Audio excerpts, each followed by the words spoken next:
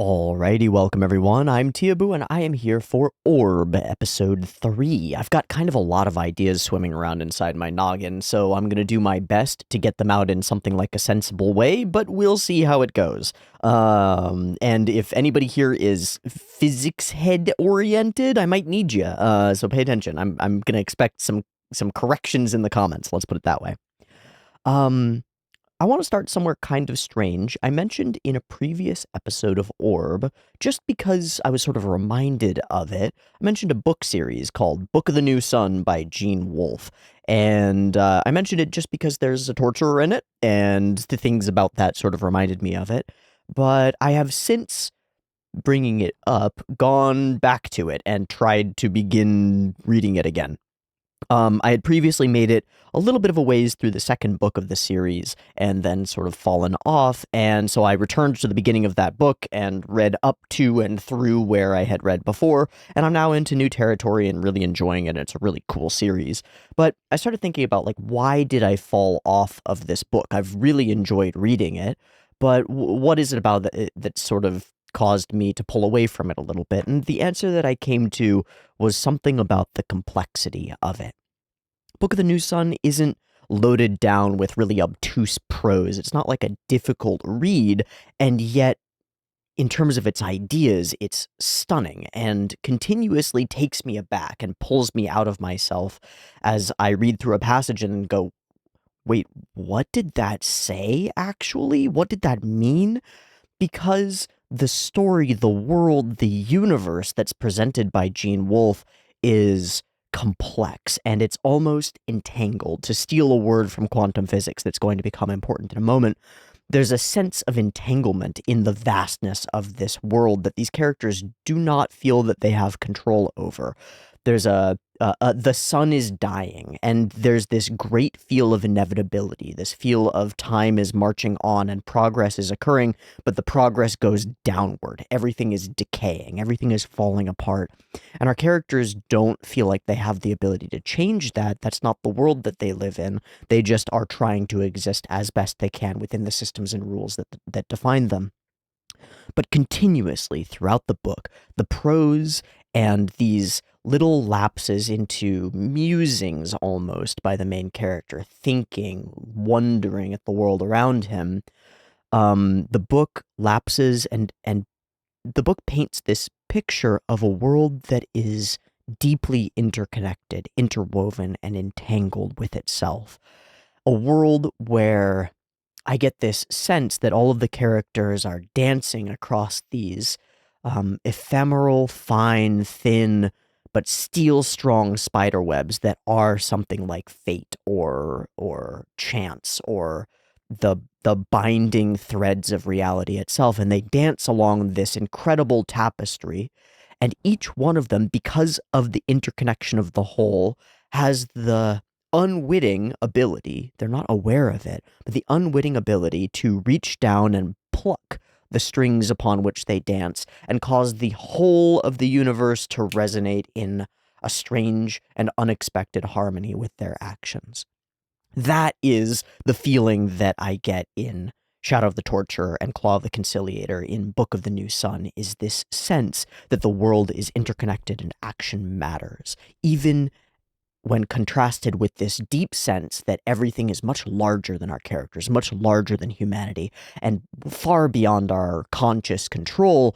It is our unconscious actions, these small things like choices to save a person who you have no reason to save, to reach out and be friendly to someone who you have no reason to be friendly to, and it is constantly these tiny interactions, these moments, upon which the whole of the fate of the universe seems to turn on its axis.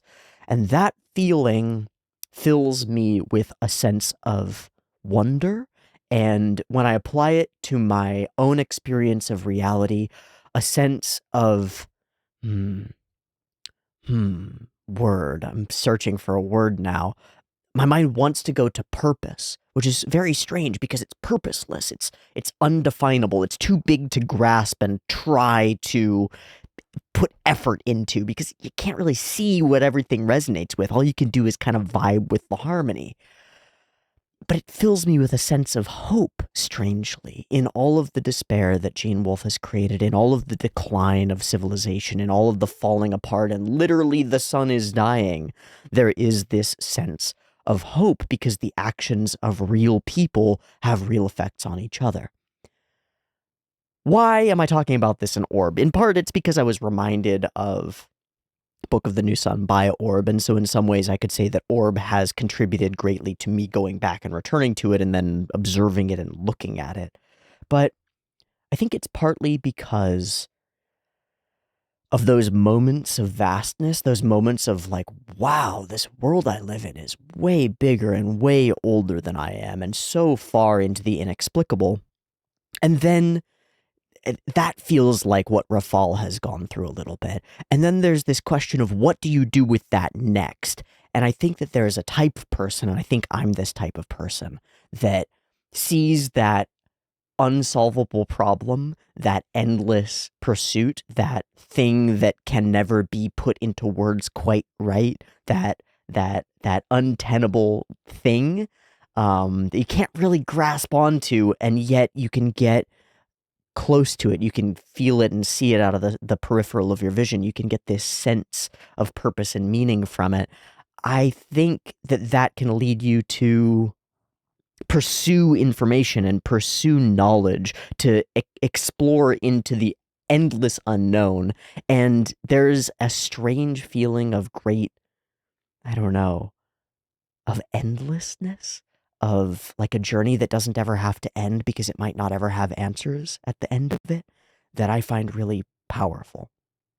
So I want to read a passage from the book that I read this morning as I was sort of waking up, just sitting kind of bleary. It was like, all right, let me put some words into my brain so that I wake up a little bit. And this struck me with that sort of force of powerful idea. As if some invisible hand had spread a curtain over us, the shadows of the trees fell upon the howdah. The character is on like the back of a large creature, maybe an elephant, it's not clear. The glitter of billions of shards of glass was left behind with the staring of the dead eyes, and we entered into the coolness and green shade of the high forest. Among those mighty trunks stood even the Balukither, this creature. Though he stood 3 times the height of a man, seemed no more than a little scurrying beast, and we who rode his back might have been pygmies from some children's tale, bound for the anthill stronghold of a pixie monarch. And it came to me that these trees had hardly been smaller when I was yet unborn, and had stood as they stood now, when I was a child playing among the cypresses and peaceful tombs of our necropolis, and that they would stand yet, drinking in the last light of the dying sun, even as now, when I had been dead as long as those who rested there. I saw how little it weighed on the scale of things, whether I lived or died, though my life was precious to me. And of those 2 thoughts, I forged a mood by which I stood ready to grasp each smallest chance to live, yet in which I cared not too much whether I saved myself or not. By that mood, as I think, I did live. It has been so good a friend to me that I have endeavored to wear it ever since, succeeding not always, but often. So struck by the vastness of a great forest. I don't know if have you ever been to like a big forest? I remember when I was maybe 8 or 9, I went to the redwoods, the sequoias, for the first time. If you don't know, the sequoias are a forest in California and up into Oregon of enormous redwood trees. They're the largest tree on the planet. I think I think they get contested by like the enormous African trees, the baobab, but it's but very different in their scale. These are unfathomably large redwood trees. You can see pictures of people standing within like nooks in their roots, and it takes a dozen people, more than a dozen people, sometimes 2 or 3 dozen, to wrap all your arms around the base of one of these trees. Looking up into the canopy, there's light pulling through the branches, but the trees go up beyond where you can see. Not like up into the clouds, but up beyond the peaks of the canopy. The other trees come in and cover them up, and it is like being in a cathedral made of skyscrapers. It is grand. It is large. And standing amongst these trees, our character is struck by this feeling like these trees don't care at all about me. I'm such an ant on the grand scale of this forest. When I was a child, when I was not even born, these trees were basically unchanged from how they are now. The scale and rate of their growth is so slow that over the entirety of my lifespan, it will be very difficult to note that any of them have changed at all. That is the scale of me in relation to this grand forest. And then the next step that he comes to is this realization that his life doesn't weigh on the scales. And with that in tow, he comes to this strange conclusion that I will grasp each smallest chance to live, and yet in this same mood, I will care not very much whether I live or die. The power of that mentality is, I think, stunning. My life is valuable and can be important to me, but in the grand scheme of things, it matters but little.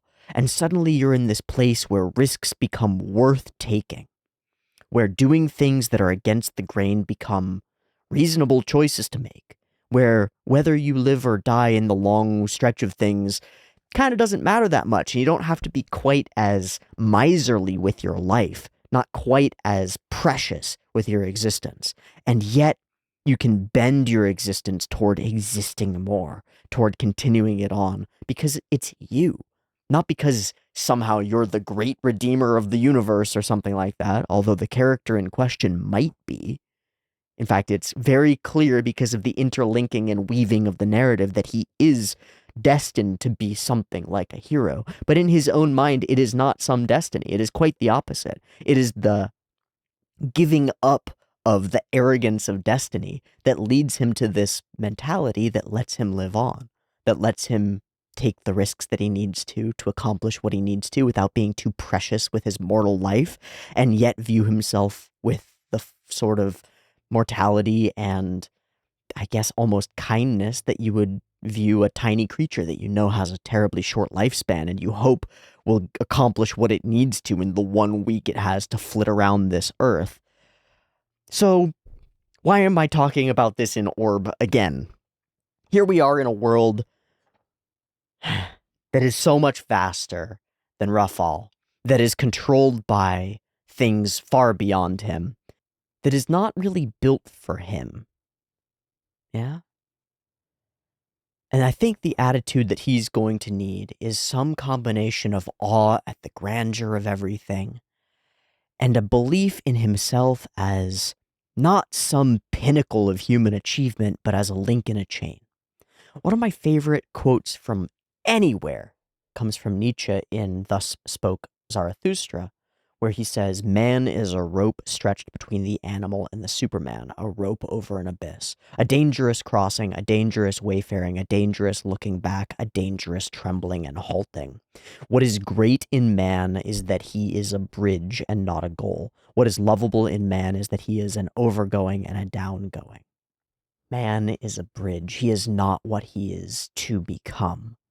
And so his role is not to be the thing, but to pass on a piece of it, yes?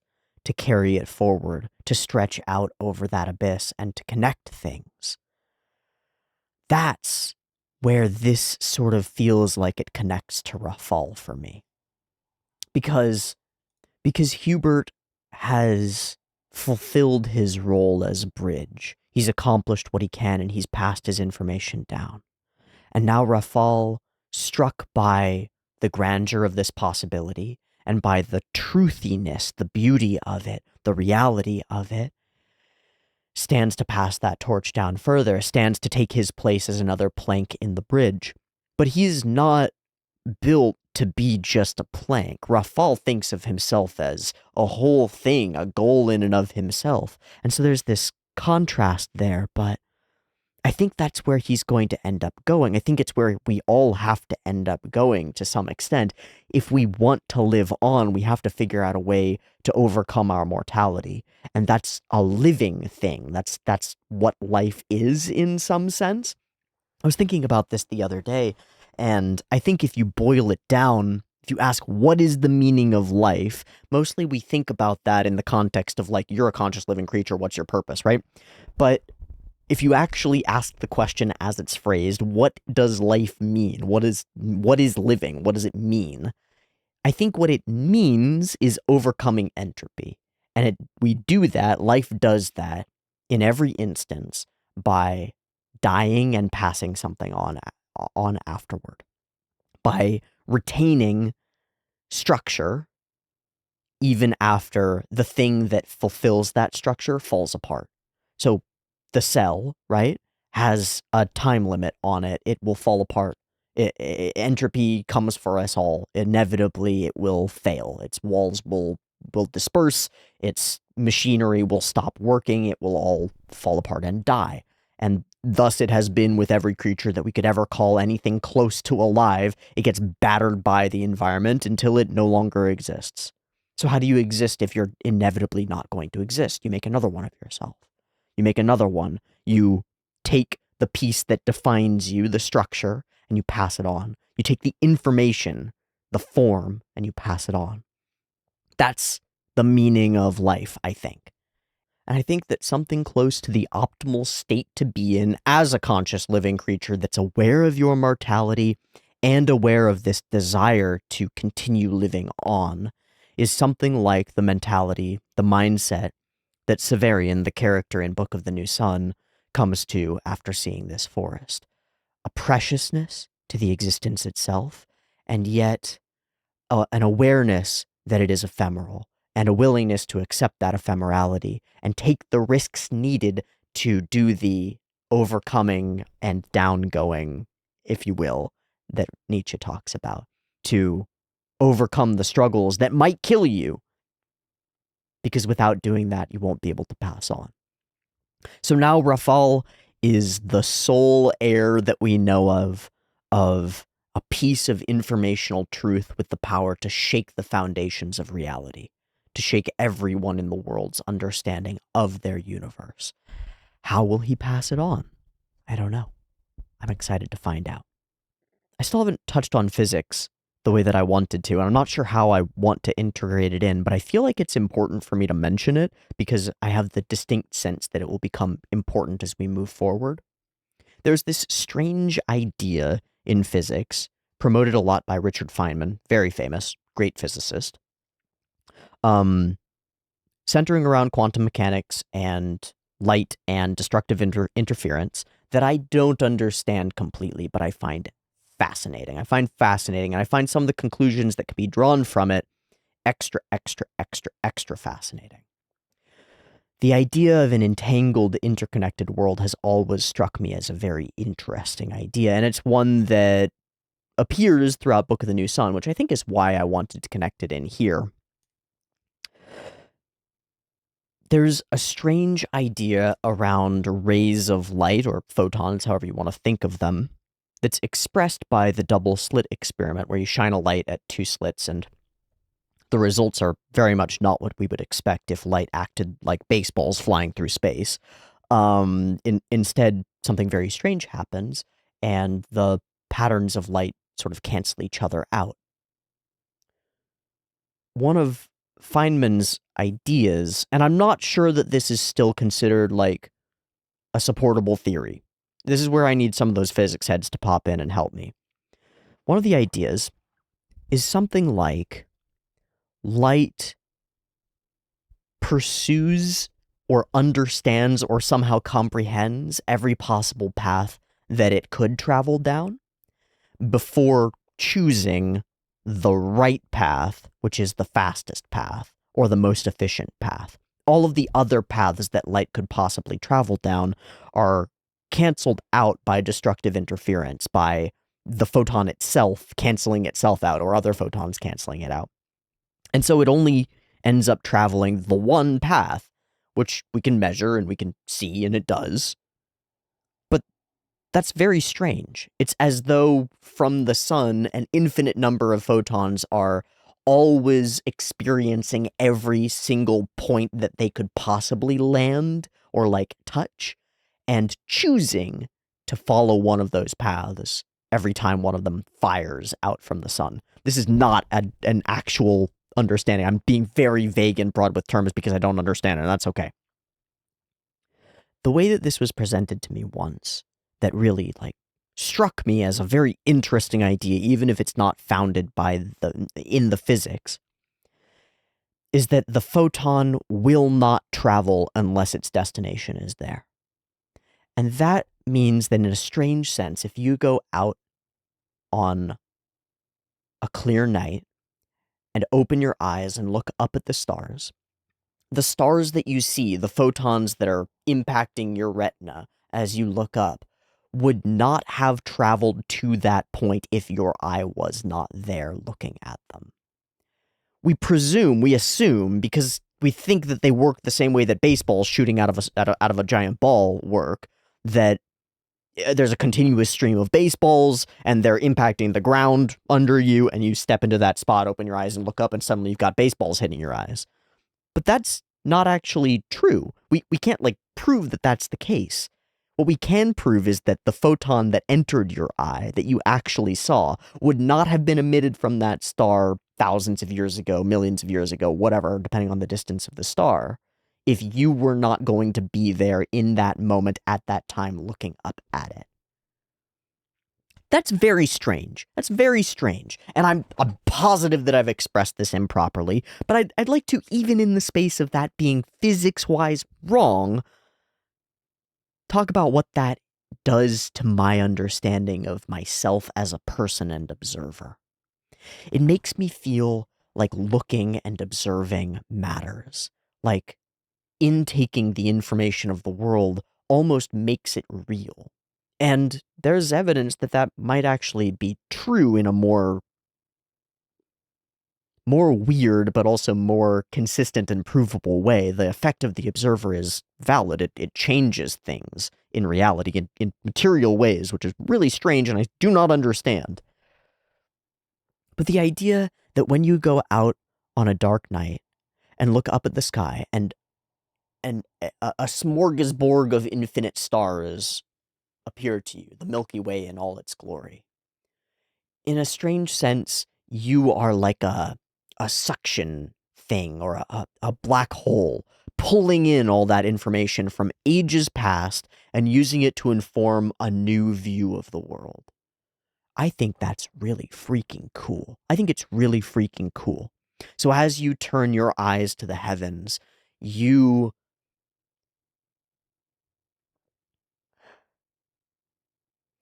pass a beam that lights up the sky by looking at it, by being there to observe it. I think that's really cool. And then you are changed by it. It's almost as though you look reality into being. You see it and thus it becomes. And then you are changed by it in turn. There's a relationship. And suddenly you are partly of those stars. It's weird, right? But now your mind has taken in that information from those stars from millions of years ago and used it to characterize the world that you exist in. And in some sense, all your mind does is take light in from a star, the sun mostly, and use that to understand the reality around you. It is that bouncing of light into you that makes you feel, makes you see, makes you capable of grasping and understanding the world. And our other senses are similar weird forms of electromagnetic entanglement across time and space, where they allow us to feel things that are very close to us, hear things that are creating pressure differentials in the air and the stuff that surrounds us. But the most pure of them seems to be our experience of light and the strangeness that light exhibits when we really start to think about it and really look at it. It's its own realm of the still unproven, still unknown. And I think that as mathematicians and physicists attempt, with the help of giant particle accelerators and incredible computational models and stuff to piece together how our universe actually works, they are hundreds of years down the line of the same bridge that Rafal, or the people that he represents, the real human beings that he represents in our fictional story who lived at his time and pursued these paths and laid themselves down as planks on that bridge stretching out into the heavens. we're still marching down that bridge, and we still have people laying themselves down as sacrifices to the beauty of reality, one by one, to help us get 1 step, 1 inch, 1 millimeter, 1 nanometer further, closer to the hope that we could understand, the hope that we could grasp the whole interconnected web and the strangeness of the whole thing. And I think that's about as worthy a pursuit as there can be. I think that if you can find a pursuit that somehow fits into the passing of the torch, living thing, and if you can go further and make it about observing and then passing on, about witnessing and experiencing, and then sharing that in its uniqueness, I think you've got a pretty good shortcut to doing the life thing, to accomplishing some fraction of purpose and meaning, because I think that's the ultimate purpose and meaning. And I think that just about everything that we do that we find purposeful and meaningful folds in some sense, in some way, into intaking information and making it our own and passing it on for others. It's greedy and it's selfish, and then that greed and selfishness gives way to a species and consciousness oriented selflessness, a pursuit of truth for those that come after you. I think it's kind of fucking beautiful. Okay, so that's most of the big ideas that I wanted to get out here. I think from there, what I'd like to do is pull the camera down and draw something. So that's what I'm going to do.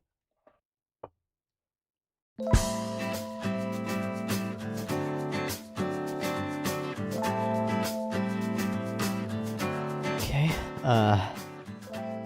just a teeny little figure holding up what in my mind is an astrolabe.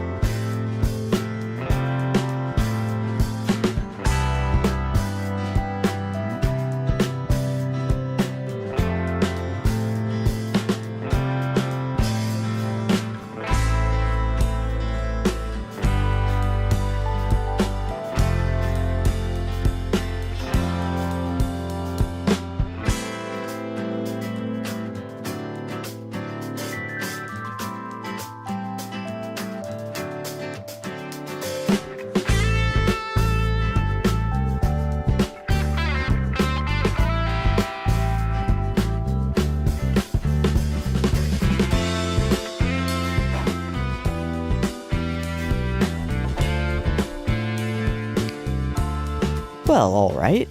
This turned out strangely for a drawing. I only knew going in that I wanted a human figure on top of a planet with a large spiral of stars, and I think I've accomplished that. I didn't expect to turn the planet into a very, very tiny scales of justice. But I suddenly got the feeling I felt like I wanted to put this like cross pattern in. And then once I realized that it was tilted a little bit, I was like, man, it's as though he's standing on the scales. It's as though he's tipping the whole world. And I used a phrase a little while ago as though the whole universe will turn upon its axis. And that's kind of a feeling that I've got there. Up above is like an enormous dark star of some kind. I don't know why I put this light in it, but I really like the accumulation of hundreds or thousands. I lost count certainly of little starbursts, little like kill a kill star crosses, and all together they create shape, they create form, they create a mass. Okay. Yeah, that's pretty unique. I definitely haven't ever drawn anything quite like it, so that's exciting. And with that, we can turn our attention to episode 3 of Orb on the Movements of the Earth, titled, quite a statement, I believe in heliocentrism. There's a little pause, a little ellipses after the I, a little hesitation. I wonder what that's about. And I think that brings us right around to our 2 dangling threads that I'm aware of from last episode. The first is that Novak was torturing a dude in search of a meeting place for some ne'er-do-wells. I assume that's going to be related to stuff, and we weren't just shown that to show how cold, calm, collected, and killery Novak really is. How he is, like, nice to the kid and then tortures the dad. And he's like, well, so it goes. Your dad shouldn't have been evil. Yeah, that's a dangling thread, because I'm really curious who that group is, whether they are heretical astronomers, or that was just a scene for characterizing Novak. I feel like we should probably build something else out of that. That would be really cool. The second has to do with I will now get this pronunciation 90% more correct than I have been getting it, but I'm still probably wrong. Potocki, I think. I believe that's how you pronounce his actual name. Please forgive me, my Polish friends. Potocki has a house full of books about astronomy, and that sure is weird given how he has pressured Rafal not to study astronomy and instead to pursue theology. Why does he have these books? Why was he friends with Hubert? Right? Because he, offered to take in this cast out by the church bad dude who had a history of doing bad things and bring all of this potential struggle upon himself. Why would Potocki do all of this? We're sort of presented Potocki as this character that Rafal believes he understands completely, and so we don't really have to put much thought into it. It's like, he's just the guy, he's just dad, he's easy to pull the wool over, he's basically all about the theology stuff. There's no depth here. Oh, but there's depth here. He has a library full of books that are right on the edge of being bannable because they cover all this astronomy stuff. He clearly has a personal interest in it. So, what's his story, and how did he go from that personal interest to being a man of the cloth, teaching these students, taking in Rafal, helping Hubert, all of those things? And is he hiding anything? Is he still actually aligned with something? And that made me think that this line, this title for the episode, I believe in heliocentrism, sounds and feels to me like it's something that Rafal should say, right? He goes through the motions, does a bunch of research, does some thinking, and finally he can't lie to himself. He can't deny it. He has to say, I believe in this. I believe it's true. But what if it's a bait and switch? What if it's a character that we don't expect to tell us this, telling this? I think that would be really cool. What if he's actually involved in the organization that Novak's trying to seek out? Ooh, that would be fun. That would be interesting. But I think where the most interesting thread might be comes around social pressure and how that passes on generation to generation. What if Potocki was on a similar path to Rafal, exploring, experimenting, and realizing that things don't quite line up with what has been accepted? But because of all the social pressure, he did what Rafal wanted to do in episode 1. He sticks to the straight and narrow path, becomes a priest, disavows himself of all of these things that he actually thinks are correct, because it's the right thing to do. It's the rational thing to do. and then presses that same pressure down on Rafal because he knows the fear that comes with doing the other. I think that would be really interesting. And suddenly you get this relationship between characters where Rafal has always treated Potocki as something like a means to an end. This character who's nice to him and that's useful to Rafal, but ultimately there's no real relationship there. They're not really connected because Rafal never shows his real self to Potocki. But what if it's actually going the other way too? And part of the reason that there's a lack of connection between these characters is because Potocki has himself always been wearing a mask and trying to be the good, theologically oriented, pushing Rafal in the right direction guy. What if he even sacrificed his pursuit of these dangerous knowledges in order to protect Rafal? Now we're getting into some fun territory where you've got like this parental obligation towards safety wrapping in, and like he wants Rafal to succeed and do what he's gonna do, but he doesn't want him to get in trouble because he fucking loves him and he cares about him, and so he wants him to make the same choice that he made in the distant past, which is put away your hopes and dreams and get a salaryman job, kid. Look a little lower, you know, like you're British, kid. Dream a little smaller. I don't know. I don't know. But there's some fiddliness, and I'm really excited to uncover what secrets might be hiding in Potocki's closet. Let's watch episode 3 of Orb on the Movements of the Earth and see just how wrong I am. Thanks for joining me. It's another beautiful day, another beautiful episode. I'm excited to watch more Orb. I'm feeling a lot better. I had like a stomach bug yesterday that basically took me out of commission and really sucked. But we're back at it now for more Orb. I'm excited to watch episode 3. Let's get to it. I have episode 3 of Orb on the Movements of the Earth sitting up on my computer ready to go. It's at 0 seconds. There will be 2 versions, picture-in-picture in the description, timer on YouTube, early access on the Patreon, subscribe while you're down there, and a beep beep timer to count you down. Let's go.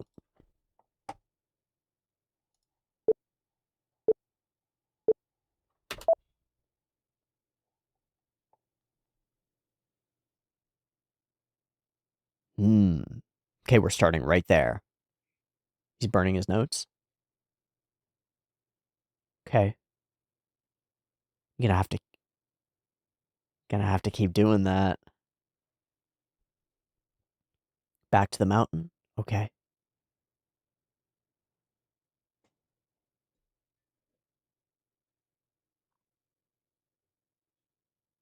So he's filling up the torch pass again. That's an interesting angle. He's out.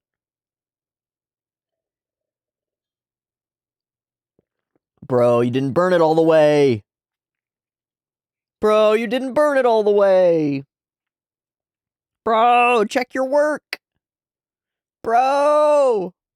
Oh no. And he's knows enough to recognize it too. Masaka. Interesting.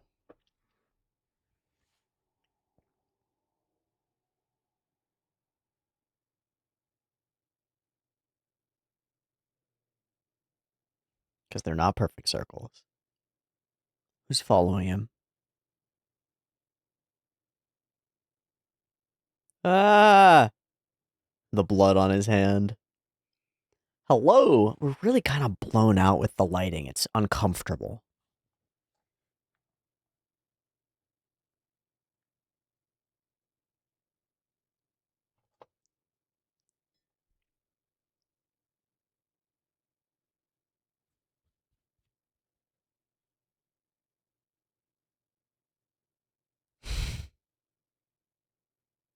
My dude.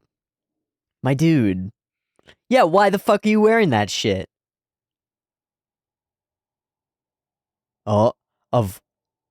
Oh, smart. Okay! Well played! Soka. Dude, it's still just another suspicion counter, though.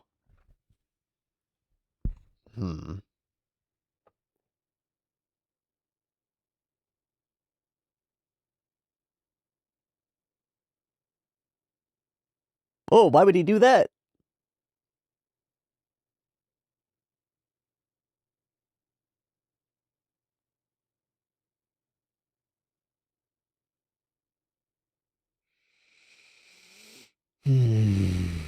Suspicion meter rising. Yeah, man. And now you're walking out of that into this. It's about to get worse. Didn't he say words can... Was that a different show? Oh, fuck. No, yeah, last episode he said like words are... You're able to express anything in words and that's why they're so important. Fuck, dude. Wait, his dad revised his calculations? We're in it. Be more careful, kiddo. Dude, your dad's a fucking rebel! He's a fucking rebel astronomer! Let's go! Yeah, man, you are right on the fast track to death.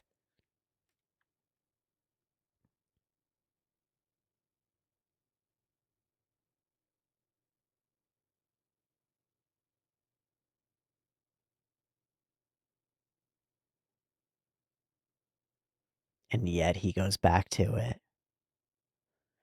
He can't stop. He knows what he should do. Oh? Ziemia?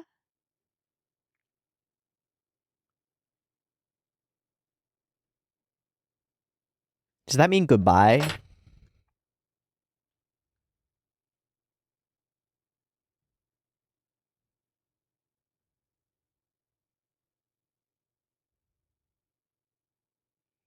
Oh, it means Earth.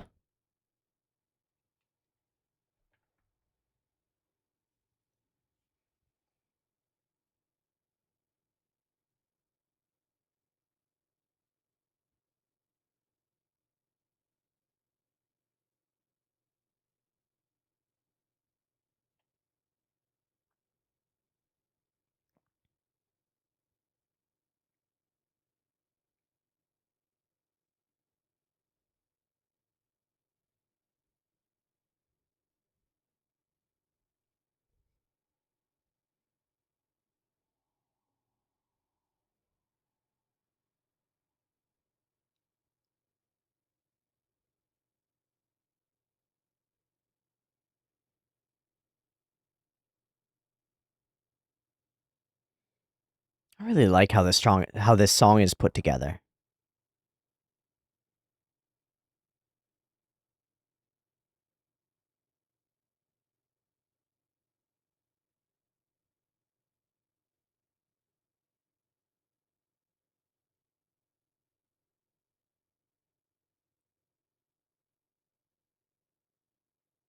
Did he leave? Like leave? Was that his goodbye note? Ooh, the note is gone.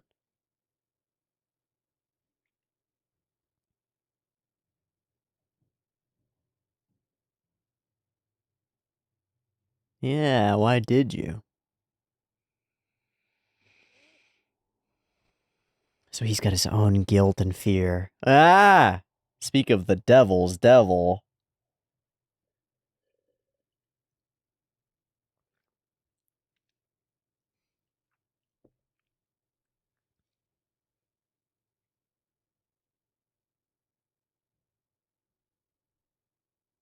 Got any milk?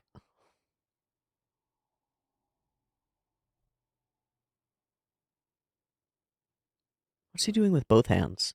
Oh no, it's just the quill moving.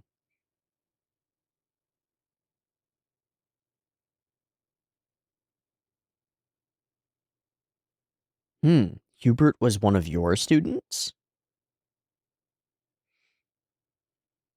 Do you? Were you?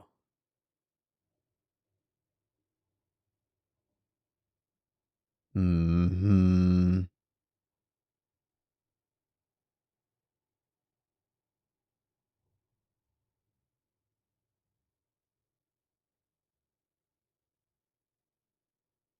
The backlighting on him.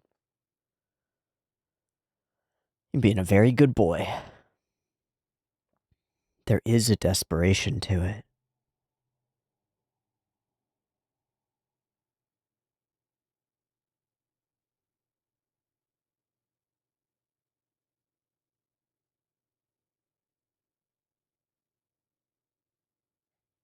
Gotta save those souls, dude.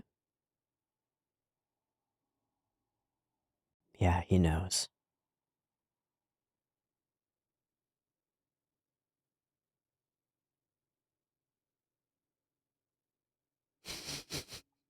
Yeah.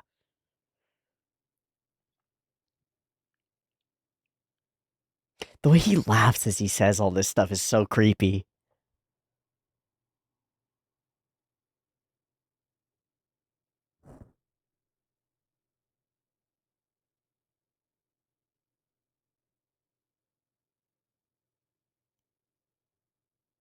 Hmm. Gotcha. That requires true belief for that to, like, have an impact on you?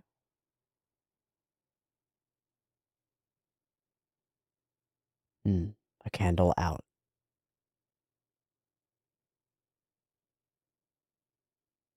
An ending of endings.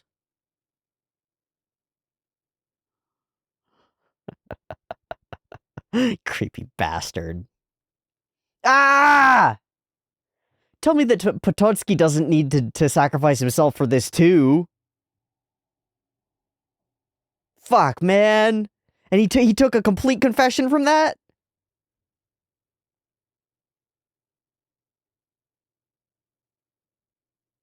Imawamada. I got it right.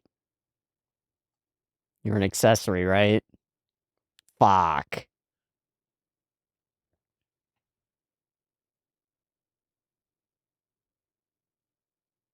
Damn. So he'll get away with it. So give him up. Oh, shit, man.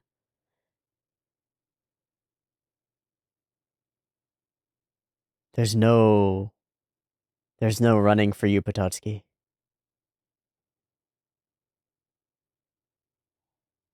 Oh, dude.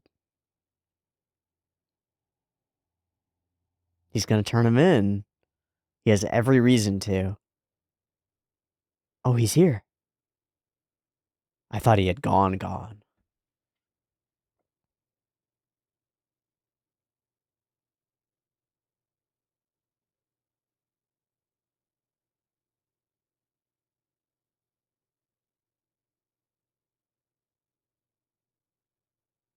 Tell him the truth, man. Lay it out. Lay out the fear, too. Holy shit. He's gonna back him.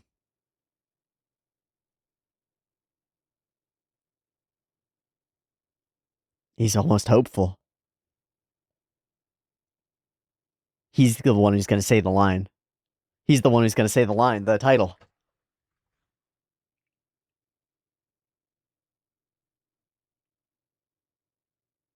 Dude, Potocki's dead. That is a dead man walking.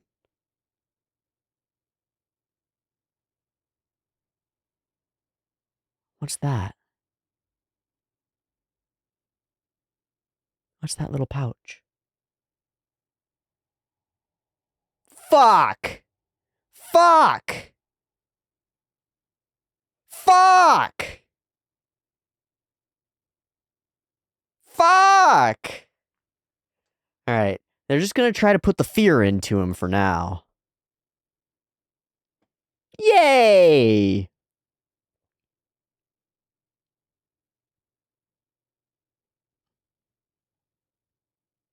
Ah.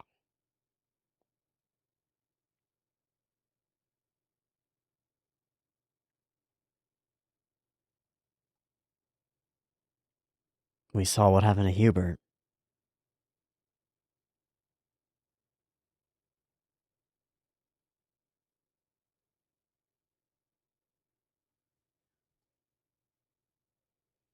I agree.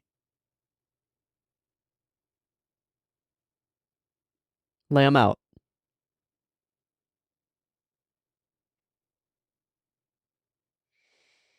It's kind of the only option.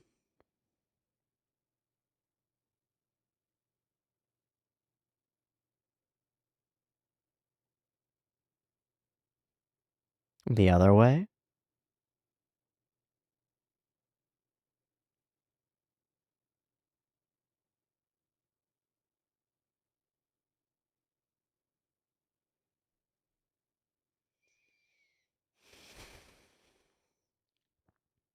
I like that too.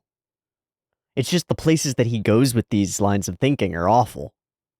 He only laid out one. He said there are two ways to avoid the pain, and then he only laid out one of them, which is to recant. I'm a little confused by that.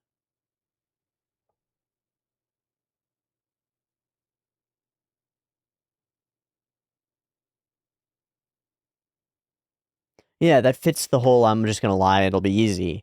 But, like...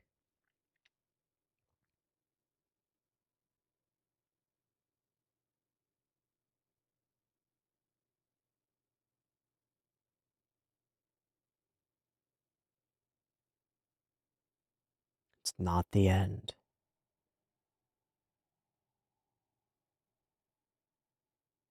But it's... the pressure is pushing in on him, man.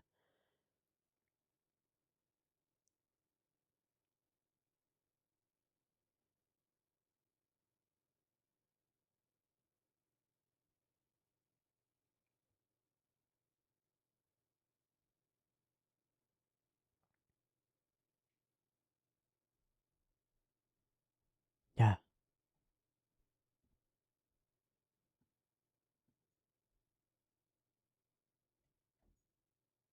But because of this thing,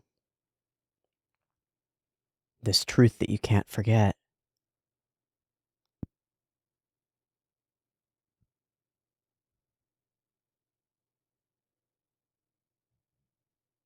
light, the stars. Mmm.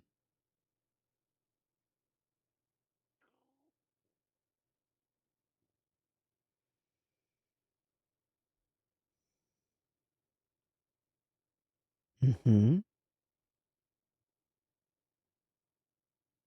Mm-hmm. And yet, when you look at it, it touches you. It's not that far away. Whoa. Whoa, what an image.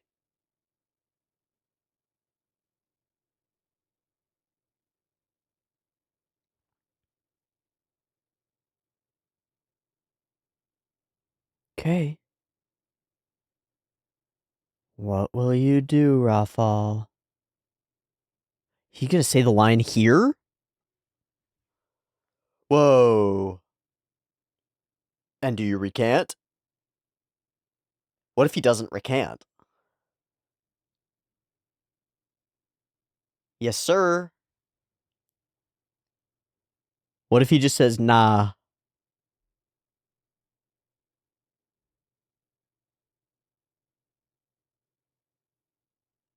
Okay. Understood.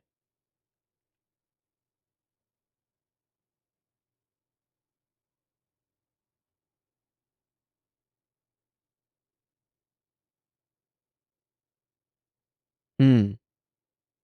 Mm-hmm.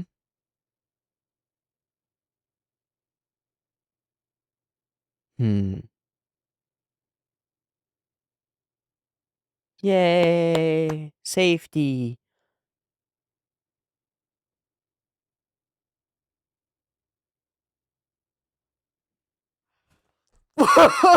Ew. Shit, kid. Shit, kid, you'd really want to die, huh? Well, well, well. I feel like he's gonna snap.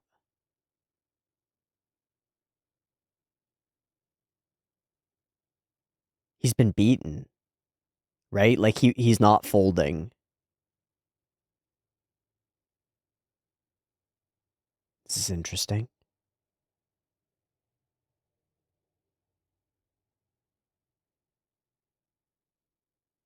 Because it's true.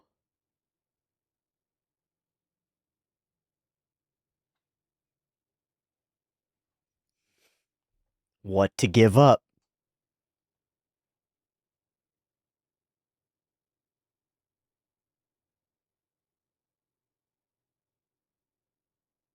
It's the truth, dude. Hmm? Hmm? Hmm. Mm-hmm. Yeah, you can't contain it.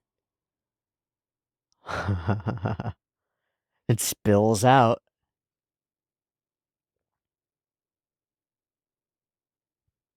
Not him, he'll die. Hmm. It's not about him. I'm very glad I talked about all the things I talked about in the beginning of this episode. Oh, yeah, there you go.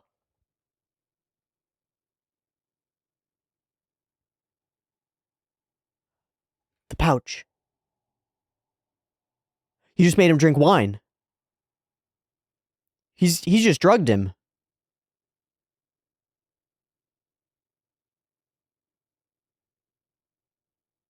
He drugged him. He just fucking drugged him. He's got the keys.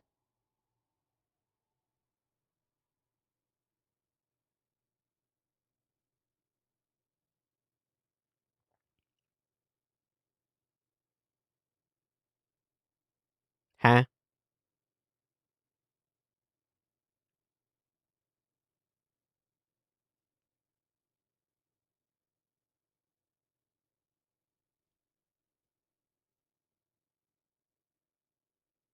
Ma. Yeah! Against the church! Yeah, fuck the oblivion that we were talking about before. That's a straight shot to hell. You don't know that. Brilliant. The curiosity.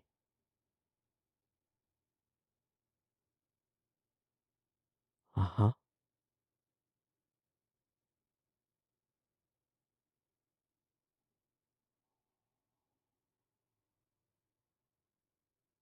Badass. Yeah, before the church knew the truth.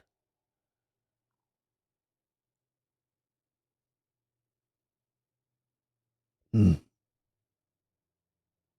They give me breath. Literally, right? That torch is still burning.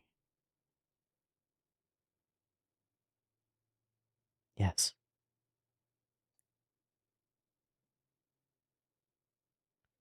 Even if I must die. Yeah.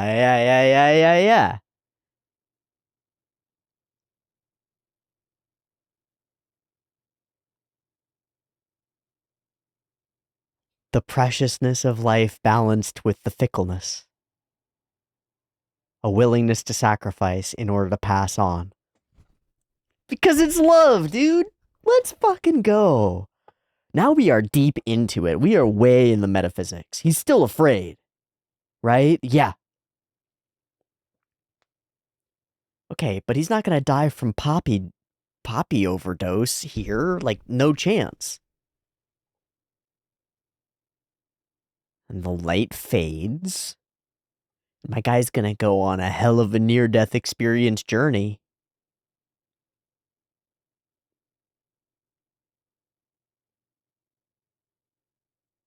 A near-death opiate trip? Like, what the fuck, man?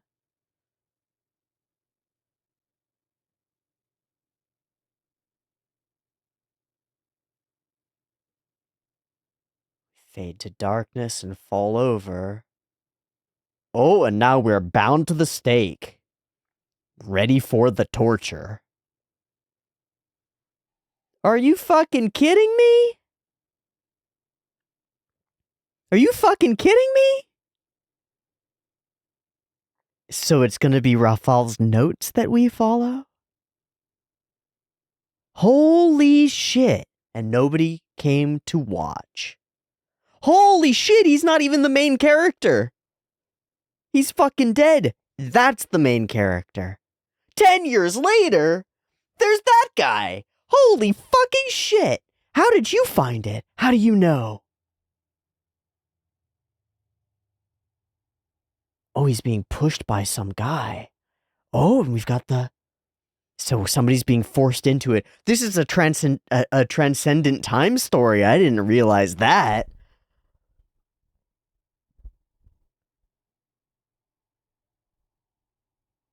Holy shit in a shamrock shake. And the last letter that he wrote.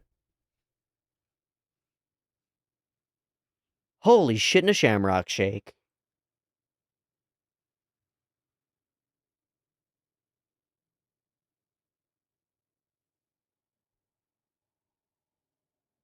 And when you call it chi and it's blood as well, because people have informed me about that.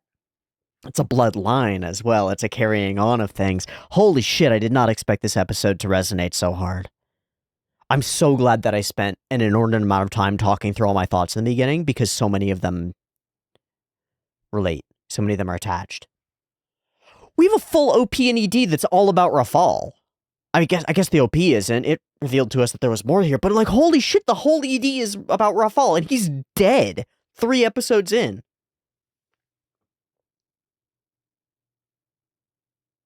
That's fucking crazy. That's fucking crazy. What balls?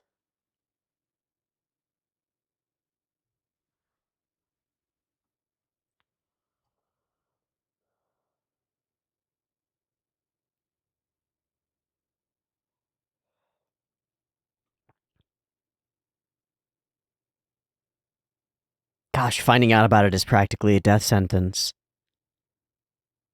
So we're gonna move on to those next characters, and maybe another set after that. This journey goes on and on.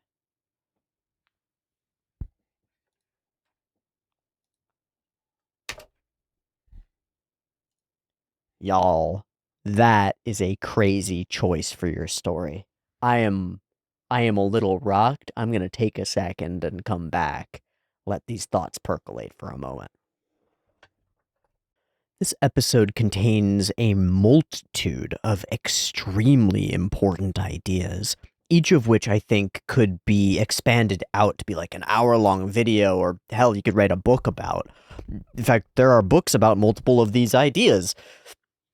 But the way that they're presented is so fluid and so smart and clicks so damn well. I really fucking like it.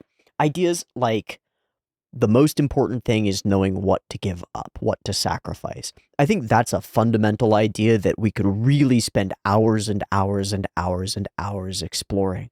It's one that has like deep theological sort of biblical implications that's fundamental to humanity and to like existence, and is an incredibly powerful reframe for seeing your life differently. We think mostly about what we want, about what we do want, about all the check boxes that we want to check off, and we think very little, unless we train ourselves to, unless we push ourselves to, about what we are willing to sacrifice. And beyond that, I want to take it a step further and take it into territory that's expressed by, like, oddly by Mark Manson, who wrote The Subtle Art of Giving a Fuck, that's about choosing the suffering that you actually kind of enjoy. Like, the kinds of things that you uniquely are willing to suffer because they're actually kind of good for you. They kind of feel right to suffer that way. Like, maybe you love exercise, right? That's a suffering that you're willing to experience, that you actually gravitate toward, and the results of it come from that. And if you live your life in alignment with those sufferings, then they're not really sufferings, right?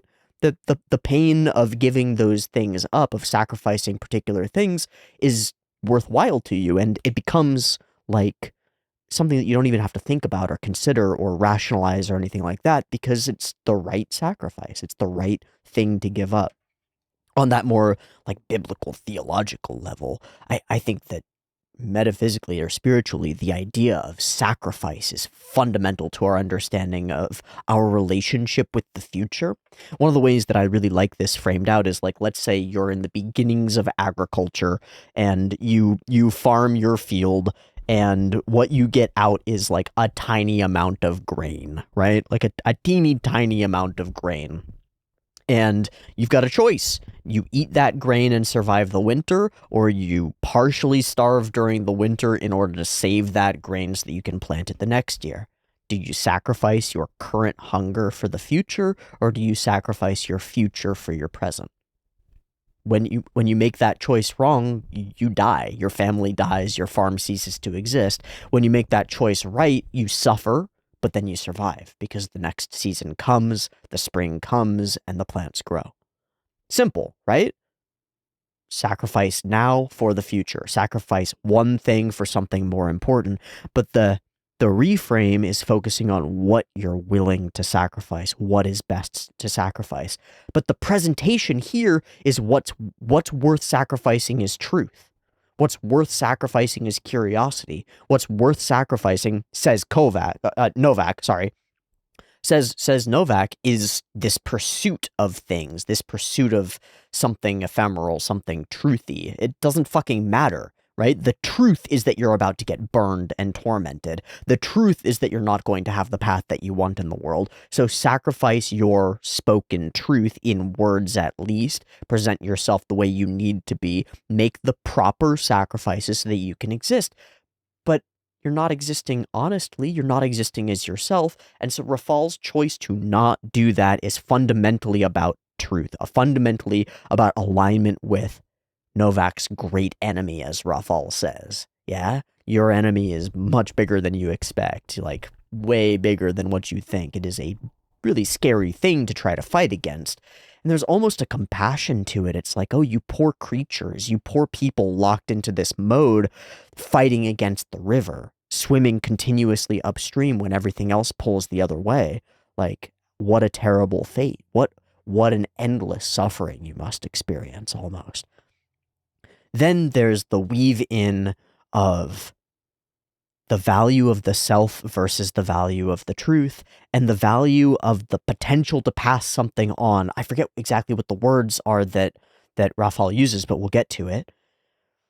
That's more important. The truth itself is more important. The pursuit, the finding, and he says heliocentrism itself will survive. It will survive on past me. So I'm placed right back in that section. I saw how little it weighed on the scale of things whether I lived or died, though my life was precious to me. And of those two thoughts, I forged a mood by which I stood ready to grasp each smallest chance to live, yet in which I cared not too much whether I saved myself or not. To grasp at every chance, and yet to let it flow through your fingers, that you can't always save yourself, and that maybe there might be more important things than you. For Rafal, this character who starts out as so arrogant and so self-centered and so focused on himself and his journey, to then sacrifice himself for something that he will never see the fulfillment of, that he will never know, and yet he believes, because he truly believes in it. That's an incredible fulfillment of that kind of an idea. An incredible, like, carrying it out and execution of, well, being executed for something. What a story. What a story. What a story. So Potocki is a part of things. It is woven in, but the results are not at all what I expected. And we have no idea about the other guy in the group that Novak was going after. It doesn't seem to matter. Holy crap-a-moly. Let's go through the episode. Let's highlight lines as we go. Let's focus in on what happens and how it feels. In what turned out to be Rafal's last days on this earth. In what turns out, it turns out that Hubert passed down to him a death warrant, right? Like, damn, man. Yeah, we start with time running out. Huh. There's a lot that's woven into the episode that gives it, that's like foreshadowing or giving us this feeling. Father will be home soon, so he burns the notes, and he doesn't know that the paper doesn't burn completely. His father does. Okay, that's all done. Got the revised documents here, filling it up. This entrance, God, that's scary. All this overblown golden hour lighting is really interesting because this time of day when the sun is going down and things become kind of yellowish golden is usually very beautiful. Usually you look at scenes from like Mushoku Tensei that are in this time of day, and they're like beautiful, bathed in golden light, the trees, the everything. But here it's like, it's almost like hellfire. It's like blinding. It's like too much, and it highlights characters during certain scenes. It highlights Potocki here, but then it highlights Novak and Rafal during their first meeting in the episode, and it's kind of overwhelming. It's almost like they're already burning. It's very much like the scene when we walked by the original, like, burning heretics, and Rafal looks into what we now know is his future, right? Shit, man. Shit. I'm home. He's not here. He finds the note, turns it over. This is, and recognizes it. He knows enough to know exactly what it is. So here's Rafal just sort of wondering, thinks he's pretty much safe. Like, this is uncomfortable. Yeah, this is not the tone that this style of lighting usually has. This is very uncomfortable to look at it. It's actually actively hard for me to look at. Still working on the problem in his mind, and then he's interrupted. Hello there! We met the other day. Yeah, something about this scene. I don't know, man. And he's needling. He knows he's looking for something. He knows there's something there. Yes, beginnings to study theology. I'll do my best to contribute. Same lines, same kinds of lies that he's used to using. But they hit somebody he's too suspicious. Wasn't that Hubert's necklace? Well, yeah, so then why are you wearing it, dude? It's like an artifact of heresy. Why would you keep that near and dear to your heart? He comes up with a really good justification. To remind me what really happened to him, and also how evil heresy is and stuff. It's like, okay, that's a cool idea. That's cool. But it's kind of like when you get asked at a job interview what your, like, worst flaws are, and the answer is like, oh, I'm too dedicated to my work. I'm too organized. People don't like that I'm too cool for school, man. It's like kind of a bullshit-ass answer. It's very smart, very tricksy. Like, how many people try tricky shit in front of Novak? He knows, man. He knows. Is that so? And suddenly we're backlit like this. Gosh, these lighting scenes feel really, really uncomfortable to me. They feel like really uncomfortable to me, as though you're overshadowed by the light, as though you're like overwhelmed by it. You know what he was researching? Nah. Uh-huh. So he tells him. Swear to God you weren't involved? Yeah, absolutely, for sure. I believe in the normal universe as we were taught. Mm-hmm. And the scenes, the slow, silent scenes as we just go over his eyes, he's just looking, just drilling daggers into you. Tells us a lot of what we need to know. We know he's suspicious, but he's so much further along than we thought. So much further along than Rafal thought. Rafal puts way too much confidence in his ability to lie. Dewa. Freaky, scary, terrifying. Okay, and then he says, still, why do they put so much emphasis on words? Why does it matter so much what people say? Using the right words for something. And at this point, I want to go back one episode because I think it's right at the end of the last episode where he says something about this. Oh yeah, here we go. Oh, my son, you've returned to your normal self. Yes, I was being a fool. I'm so happy. One can express anything in words. That's why lying is so convenient. And this rational judgment will help me avoid trouble, blah, blah, blah, blah, blah. But then here, he's like, why do they put so much emphasis on words? Well, they can mean anything, right? They can mean anything. And gotta blur your conscious mind a little bit. You can create things out of words that don't exist. You can create wholesale facsimiles. You can convince people of those wholesale facsimiles and actually drive them to action. All you have to do is look at any, like, strong cult of personality, like the Moonies or any other one that you want to choose. Strong cult of personality, bunch of words, bunch of bullshit. And it creates like castles in the sky that people believe in so wholeheartedly that they actually act them out. Words are powerful and lies are powerful too. The reason you want to control words is because that's how you control thought. You control people. And if you prevent people from ever approaching the sets of words that you don't want them to ever come close to, they won't. They actually won't. Except when they find weird ways to get around all the barriers, or somebody presents them with the information. And then, like a wildfire, it spreads. It catches one to another. And we get into that a bit later when Rafal makes his speech about how truth is kind of not defeatable, that it will pass on, that it will spread, that it is like a virus that the host cannot himself contain. It needs to get out. I think that's true and weird, but cool. We're like compelled to say what we think. We really break down when we're forced to say the opposite. I am home. Okay, let's get back up to where we were. Why so much emphasis on words? And then he finds the note, and we don't get to see it, but it's on his desk, and it's been written on. His calculations have been revised. It's been corrected. So his father steps in, shade over the face. You didn't get away with it, kid. You better burn it all the way next time. So he's not turning him in. He's actively helping him. But not, well, it's multiple things. He's compelled to fix the calculations because he's still a part of it too. But he also wants him to be safe. He cares about Rafal more than he cares about actually adhering to the church, yeah? And it explains why he brought Hubert in as well. He believes in heliocentrism too, doesn't he?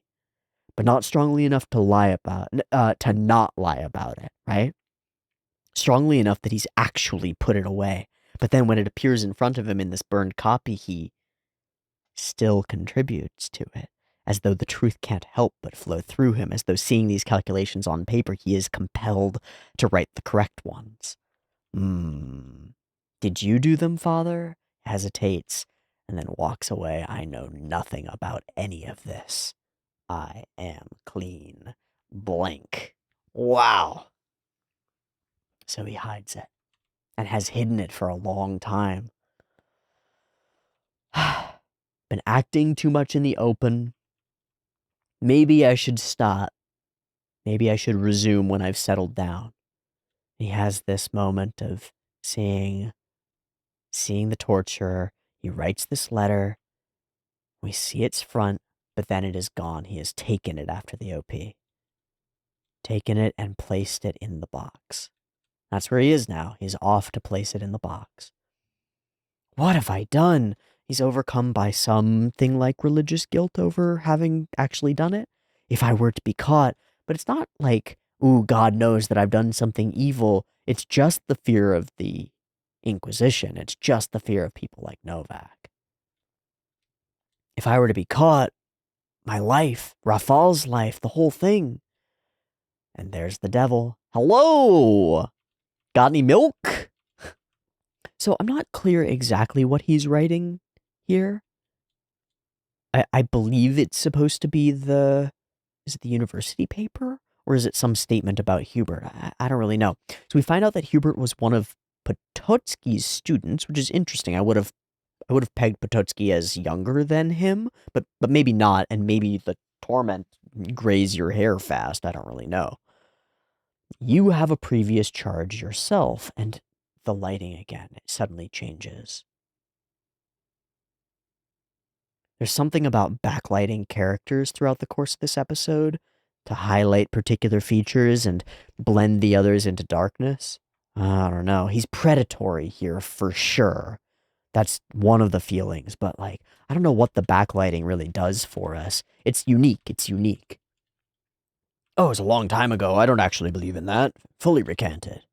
And I've never spoken to him about this research. Yeah, probably.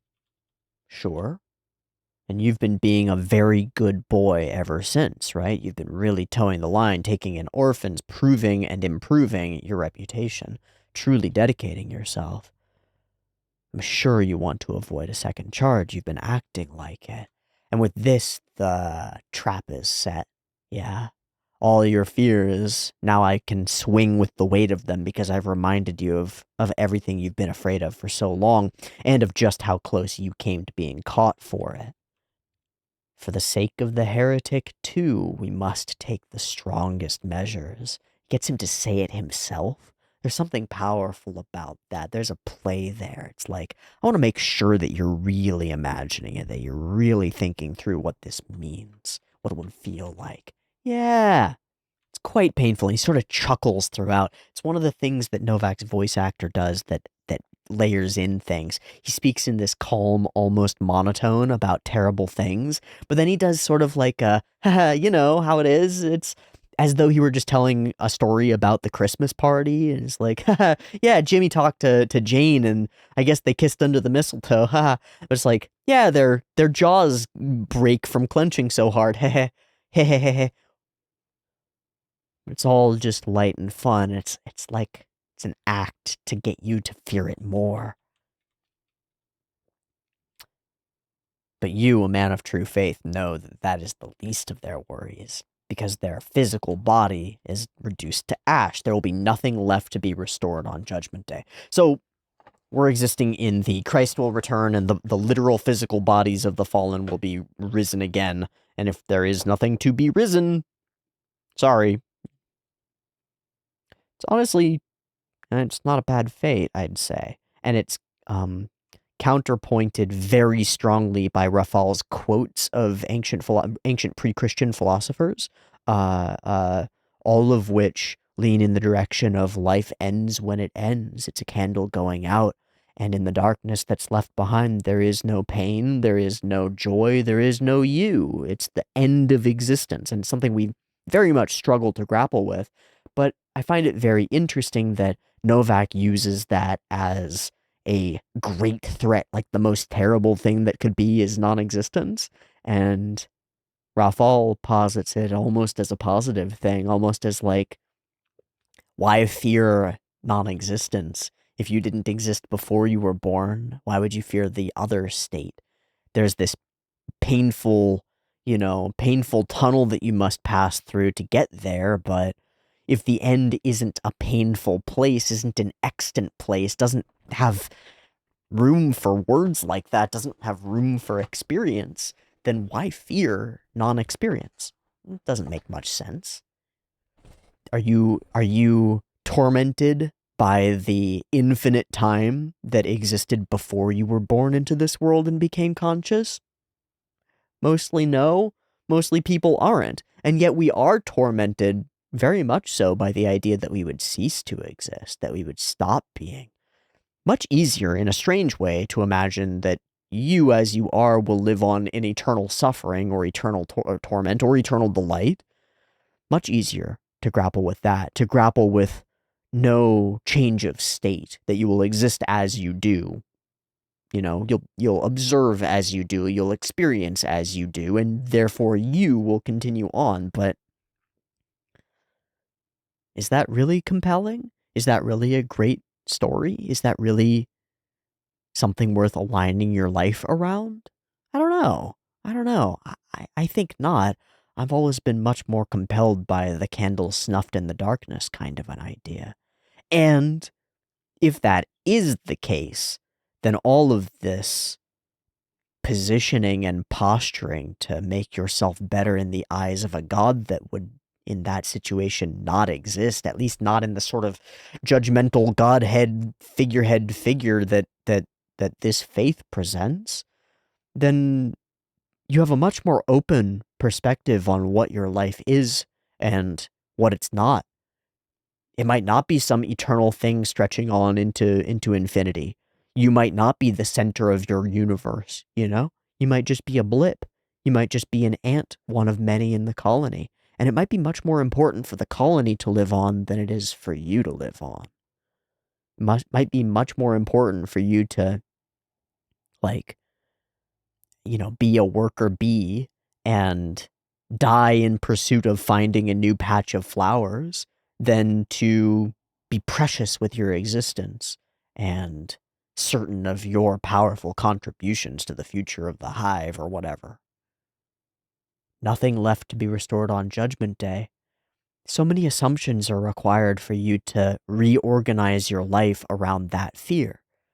But if you wipe those assumptions away and you don't assume anything about the afterlife, even if you don't state with some certainty that, like, oh, it probably just ends and it's like a candle being snuffed out, even if you just say, we have no idea, because that's the truest of truths, is that we have no idea, then all you have agency over, all you have control over is your actual actions on this planet and what you leave behind. I think you're much more likely to come to conclusions that what you leave behind is more important than your experience of reality while you're here. And also that your experience of reality while you're here and what you leave behind are far more important than some moralistic belief about spirits and gods that may or may not be. I think stripping away those assumptions allows you to act in accord with reality. And I think that one of the things that's real and true is that we are finite creatures, that we die, and that if you do want to carry on past your own finite, mortal, short, ant-like existence, you better pass something interesting on. Better make yourself part of the bridge.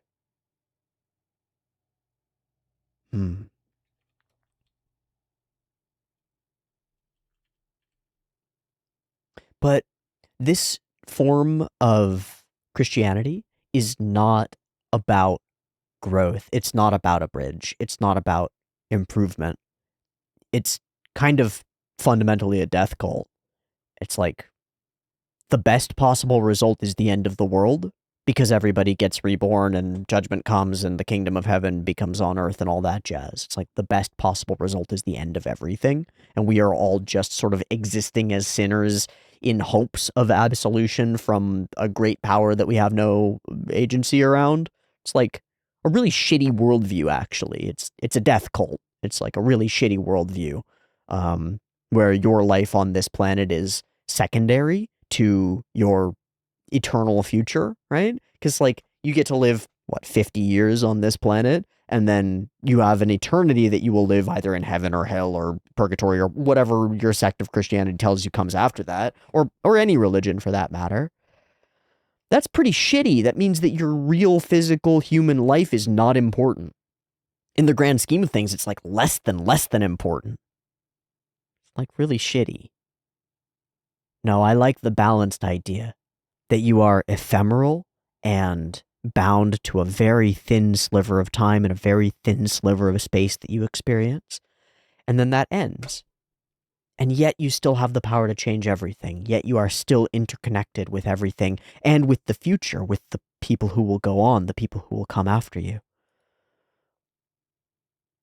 I think that this Judgment Day style idea is one of the most anti-human, anti-life concepts ever presented and ever believed in.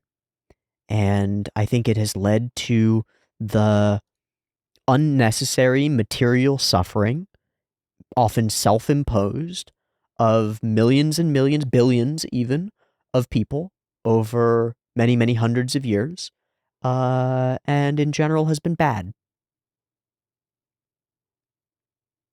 In general is not great.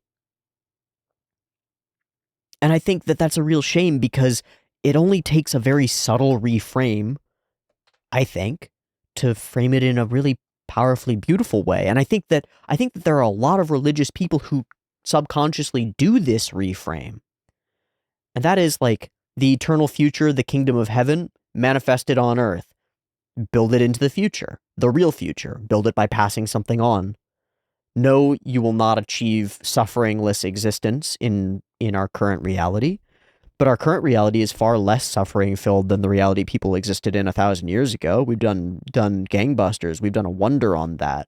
Far less likely to die of all sorts of things and suffer for all sorts of things. Maybe we could continue that trend. Maybe we could make it better.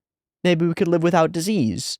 Maybe we could live without, like, deaths in pregnancy. Maybe we could reduce Like uh, uh, the chances of being born with severe genetic abnormalities to near zero. Maybe we could really cut back on all the suffering and create something much closer to an ideal here on Earth. But to do that, we have to be focused on here on Earth, right? We can't be focused on giving sacrifices and burning them so that the smoke rises to the heavens so that it pleases the gods and our future in heaven is assured to us. We have to fucking use those animals to feed the people, right? So that the people live on and then they can contribute to society and build a better society and end up with a little bit less suffering into the future. I think that's really not a very hard reframe of like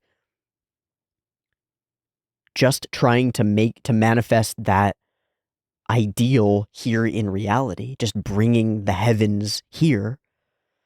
But it's a very worthwhile one, and I think it's one that drives a lot of the scientific progress and artistic progress and philosophical progress and general spiritual progress that religious thinkers do promote and do push forward, because there's a ton of that as well. And I think that requires some sense of understanding that what you do here on Earth actually fucking matters.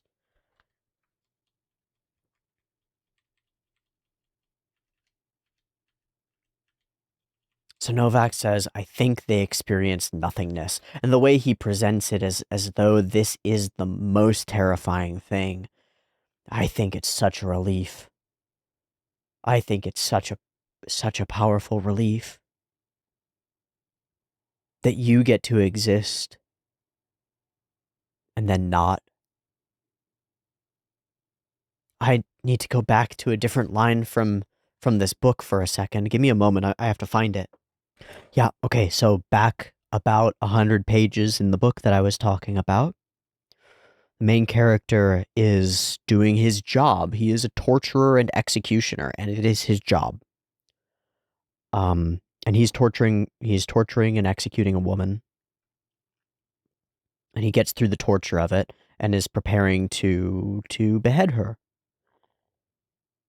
And throughout it, it's a very strange, almost intimate scene, because there's like a screaming crowd around, but he and the woman he's torturing are very close to each other. And so he speaks to her. She looks up in agony and whispers, "Will it be over soon?" And he responds, "It is almost over now." I had seated her on the block again and was picking up my sword. "Close your eyes. Try to remember that almost everyone who has ever lived has died, even the conciliator who will rise as the new sun." Which is like a Christ analog, right? Even the Redeemer who will rise again died. I think looking at death that way, that you are marching not down something terrifying and unique, but the best trod path, one that every living creature that has ever been before you has walked down, a tunnel, a painful tunnel that every creature has passed through. And you will too. You are not alone in death. You are not in emptiness in death. It is a release and a relief. And it is something that we all must do. To deny that out of something like religious fear, fear of the unknown, fear of non existence, it feels like denying a part of life itself. Everyone who has ever lived has died.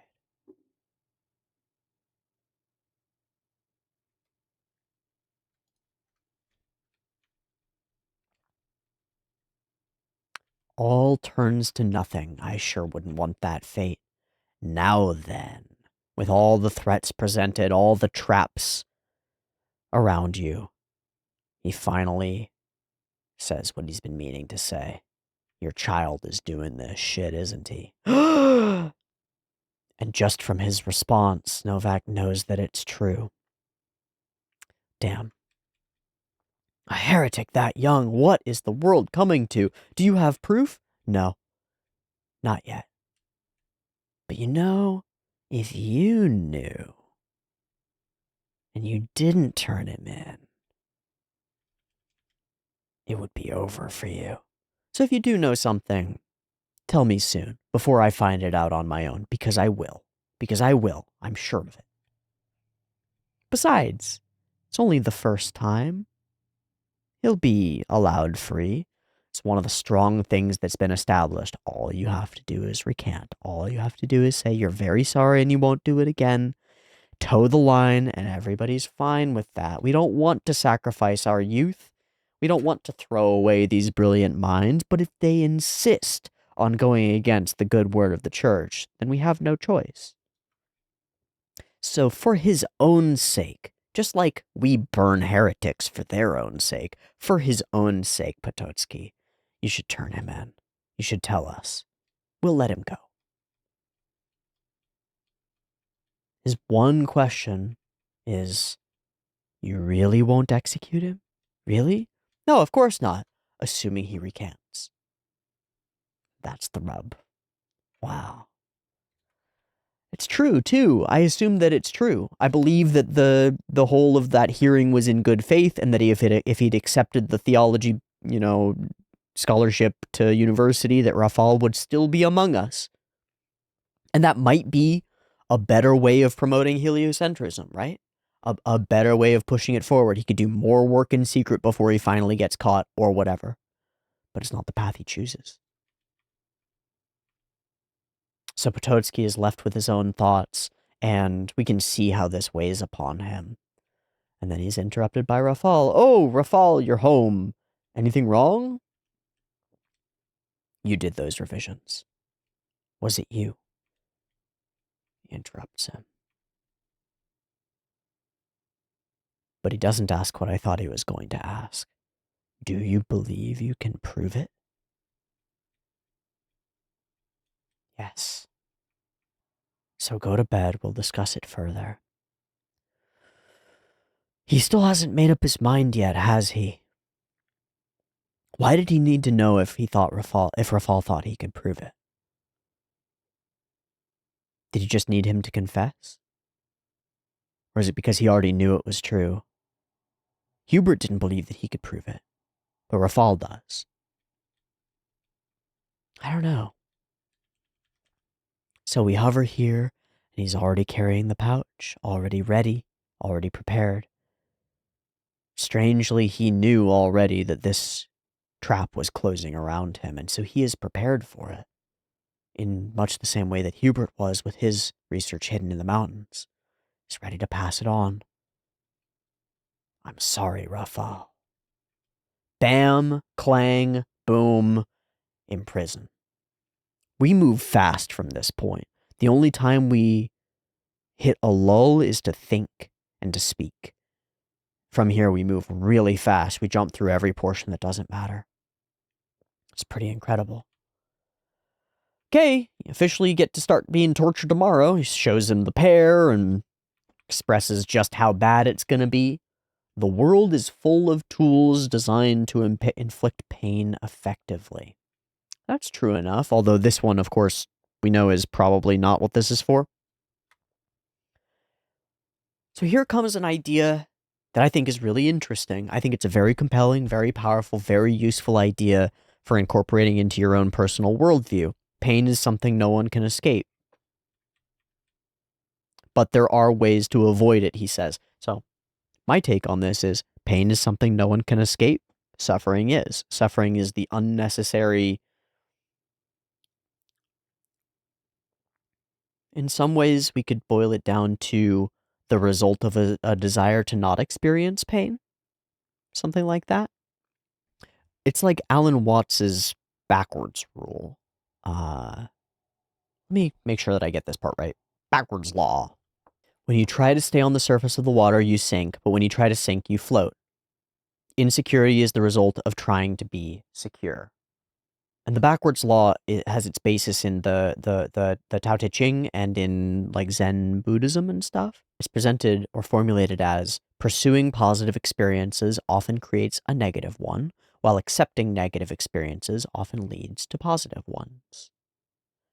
Somehow, the more you try to resist negativity and pursue only good and positivity, the more highlighted the negative becomes, the more focused on it you become, strangely. The more accepting you are of the negative and willing to live on despite it, to find the good in it, the more you find actually positive experiences in the pain of existence. But if you seek to be free of pain while inevitable pain is placed upon you, you will suffer.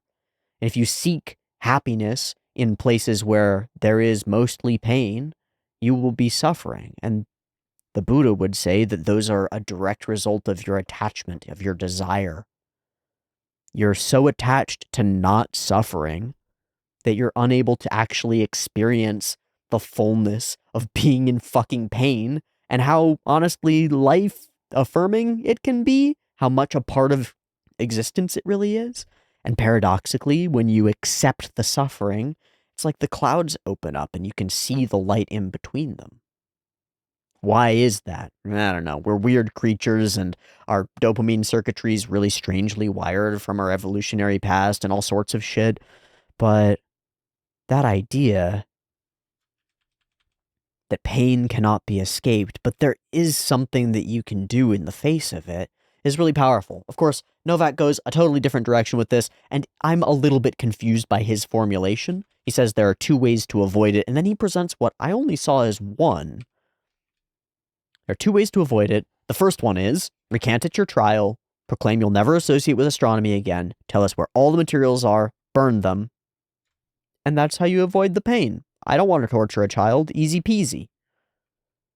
Oh, and this, it's yours, your university admission form. You can recommit your life to theology. See, this still fits the other one. I feel like it's all one thing, right? It's all one way to avoid the suffering. I don't know. Overall, I think he only really presents one, and it is sacrifice the thing that doesn't matter for the things that do matter. Simple. But of course, what matters, what Novak thinks will matter to Rafal has changed. What Rafal actually cares about now is something more transcendent than his physical form. It's about the idea. It's about the truth of it, the beauty of it. And that is something that can live on without him. It's something that doesn't actually require Rafal anymore. He can do his contribution. He can throw his fuel onto the fire and ensure that the torch goes one step further. And perhaps he could do more if he were still alive, but perhaps he's done enough. The most important choice you make is what to give up. You're smart. You'll know the right answer. Let's meet when you're reborn. Whoa. You got it. Recant and burn? Sure, I can do that. I've come this far. This will all work out. I really like this sequence, but I feel like the visual of it sort of is in contrast with the words that he's saying. The words that he's saying feel hopeful to me. If I go through with this and I say the right things, this will all work out and be good. But then the visual is like a collapse, is like everything falling apart. This too will work out. Recanting is not the end. Burning the materials is not the end. Being charged is not the end. Giving up astronomy is not the end. Whether it's prohibited or I'm all alone, it's still not the end. It's not the end. But as he says this over and over, like the walls collapse in on him and he gets crushed and crushed and crushed. The end, the end, the end. And then he's questioning, why am I doing this? How did I end up here? If I'd never learned about it, I would have never found myself here. If not for it, I'd still be all the things that I was before. Everybody would be around me. My future would be promising. I'd have a path forward full of hope. The world would be easy. So why am I here, stuck behind bars? Why did I do this? Why would I ever continue to do this? It's so obvious and easy and rational, and the path is laid out in front of me, and it's simple. What does it mean to, and then there's the starlight, the moonlight. Again, bathing him in this light again. Just like then, this is not rational. And maybe my favorite line in the episode, just like back then, the sky is far away. Heaven is far away. It's not worth it, man, right? Real pain is right there. And all of this is ephemeral and almost meaningless. But then I'm brought back to what I said in the beginning about a photon emitted from a star coming and hitting your eye. And in a strange way, that's a piece of that star reaching out and touching you. In a strange way, an infinity of miles of distance between you and it, and yet you are directly connected to it in the moment you look up at it. As though a silver thread is woven through reality, binding your eyes to the face of the universe. And somehow that light entering into Rafal's eyes, entering into his mind, has changed him so much that he's willing to sacrifice everything for it. The window I have is even smaller. I can see even less. And we transition to this really stunning scene that's almost like an Escher painting in how it warps reality, where the window becomes highlighted against the background of the stars, and yet the open expanse of the whole thing bathes Rafal in light, as though he is one with the cosmos, after seeing only a little sliver of it through his window. I can see clearer than ever. Was it always so beautiful? A little clench of his fist, a little decision made, and so he stands, tied at the waist, in front of all the members of the church and the judicial body and whatever. Did you admit to doing this bad thing? Yeah, totally. Did you know that was wrong? Yeah, pretty much. Okay, we just need an official recantation, tell us where all your documents are, and we're going to give you university admission. Here's your form. So he's taken one thing that Novak said to heart. The important thing is what to give up. And the framing of the whole episode, I think, is intended to lead us to believe that Rafal here will say, yes, totally, I give up heliocentrism, no problem, bro.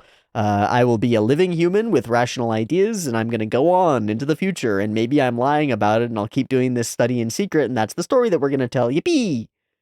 That's not the story that we're going to tell. Rafal chooses truth over existence. How does that shake out? Can't fucking do anything with that when you're dead. But he already has, hasn't he? Rafal could go on and prove it, right? He could dedicate the rest of his life to working in secret and trying to prove heliocentrism. It's a possibility. But he chooses this instead. He chooses to give up everything for the one thing that matters. And in a total 180 from the Rafal that we met at the beginning of the show, the one thing that matters is not him. His willingness to bend the truth has come to its end. He breaks himself in order to keep the truth pristine and pass it on in that state. Even though he had that scene where he goes, death is, recanting is not the end, burning the thing is not the end, getting rid of all the materials is not the end, giving up the research is not the end. It doesn't end here. But instead he chooses for it too, and for the journey to continue on without him, to instead lay his body down as a plank in the bridge. Choose correctly. They're only words. So he takes the paper and declares the opposite. I believe in heliocentrism. It's really efficient. We snap back to the room, this time without the starlight and moon. And he's pouring powder into his cup. Oh no, he's not pouring. We don't see him pour the powder. We just see him pour the wine.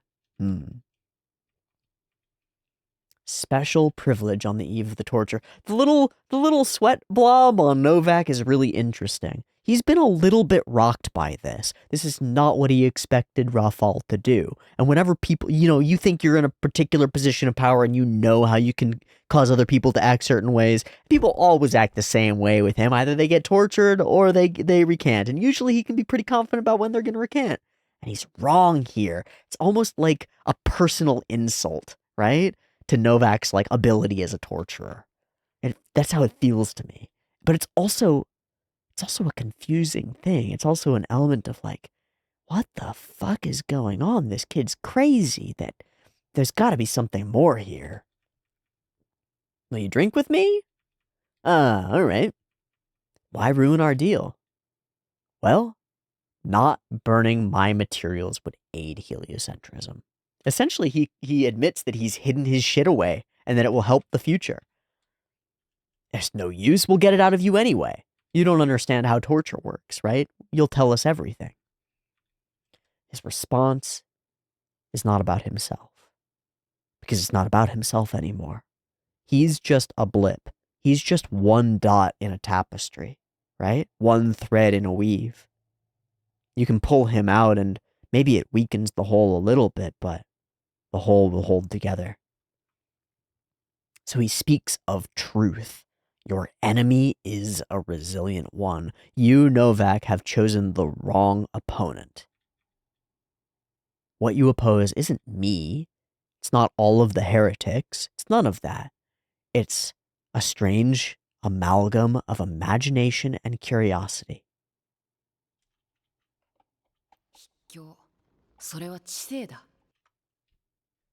It's truth itself. It spreads like a plague. Not even the host can control it. You cough it out.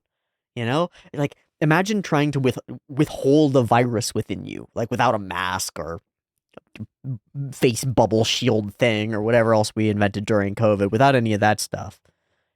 It infects you, and then it wants to spread. It spreads in everything that you do, everything that you touch, everything that you breathe, everything that you say. Those particles come out with it. It's infused into your being.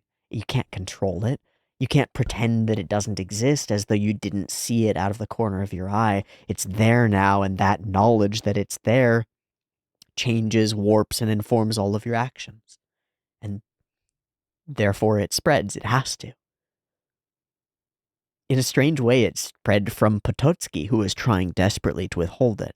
And it spread almost intentionally, almost as though maliciously, like trying to desperately get it out there and into other people, from Hubert, who forced and blackmailed it onto Rafal in the first place. But whoever it lands in, it seems to spread out from them regardless. It's not such a harmless thing that it can be tamed by an organization. So you'll win.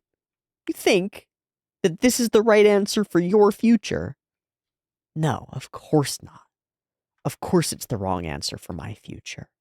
But a wrong answer is not a meaningless one. Thanks, Hubert. And there,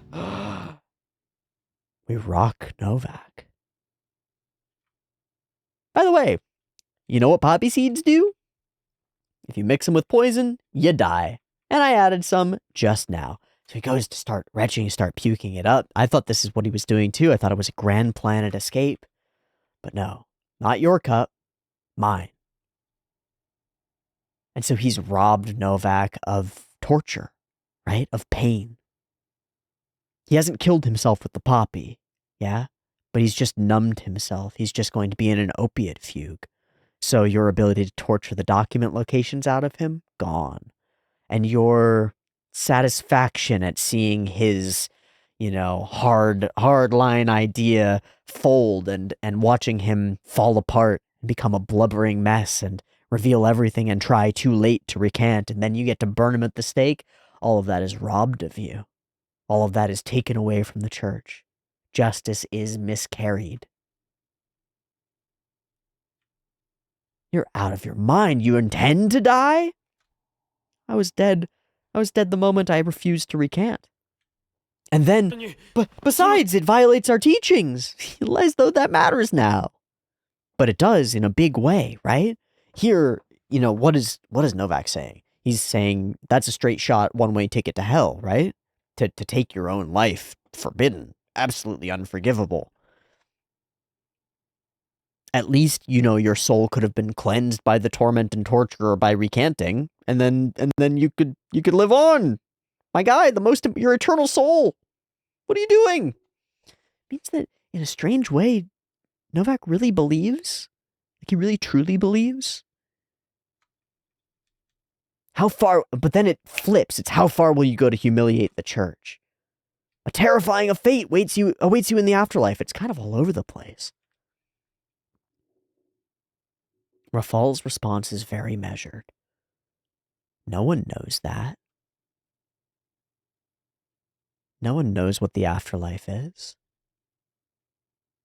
And some brilliant people have had very different ideas from the ones that are presented nowadays. Socrates, no one has experienced death, yet everyone assumes it is the greatest evil. And at this point, it's kind of short-circuited is the way I feel. Epicurus, when we exist, death is not. When death exists, we are not. The two are mutually exclusive, and that is, in some sense, what living means. It's the not being dead. Almost disgust. Contempt, but also rocked, afraid. Seneca, life is long if you know how to use it. And Rafal says, I'm one with all of them. But those were said by ancient heathens, fools! They had no God, no salvation. Their words are meaningless.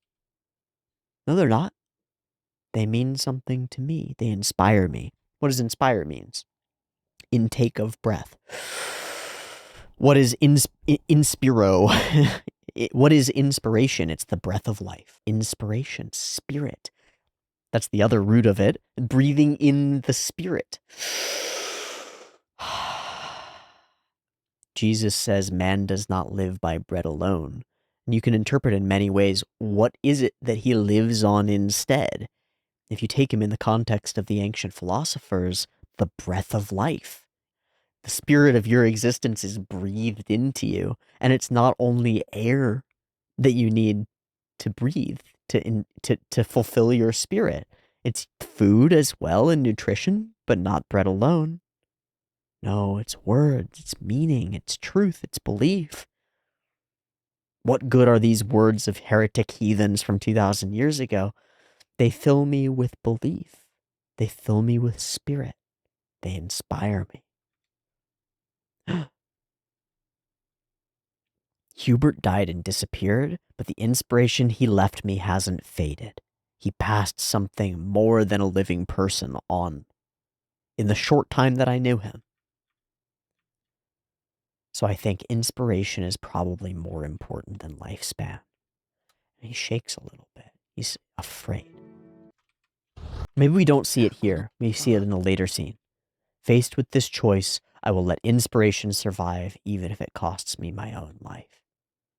And then the light begins to pour back into the world, back into the room. As though the door is opening, as though the heavens are opening up and reaching out to accept Rafal into them. You're sacrificing your life for something you don't understand, as is every martyr of the church, right? Can't you see that that is madness? Yes. But you could also call it love. This author has a potent worldview that they are attempting to express through their characters, and it is not perfectly aligned with any that I've seen before. It is instead an amalgam of a bunch of things that I agree with and have touched on in my journeys through philosophy and psychology, and have come to some similar conclusions about.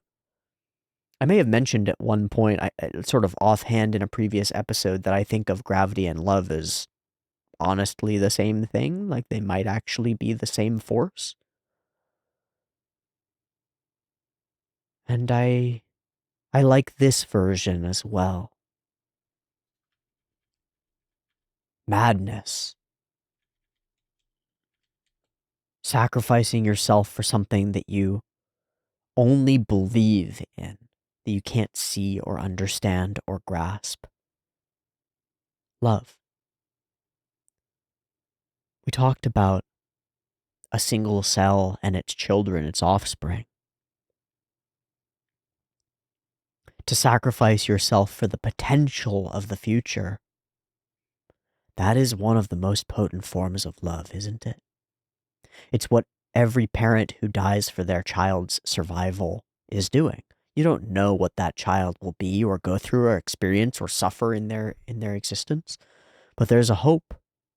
There's a hope that they might do a little better, that they might live a little less of a suffering life.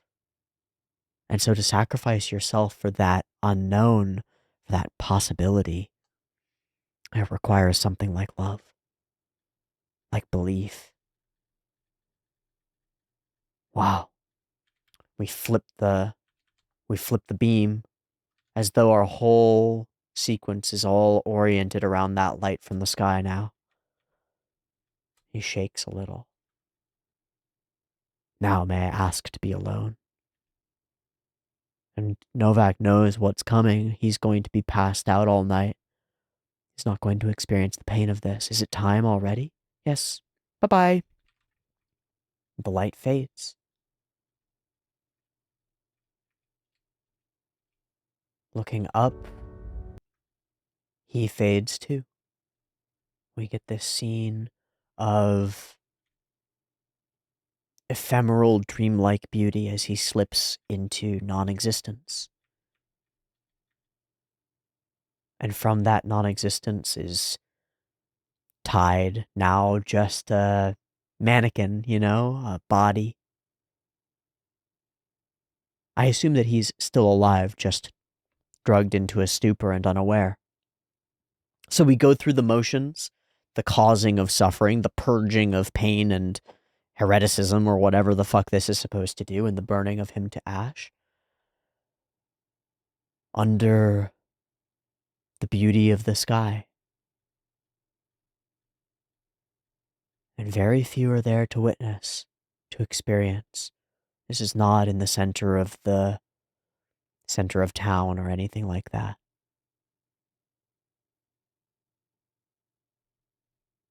Saluted only by 2 minor priests and the torturer who essentially brought him to death. Rafal is gone. And we cut to 10 years later, and a young man at sword point, carrying the necklace, wondering at why he has been forced into this terrible position,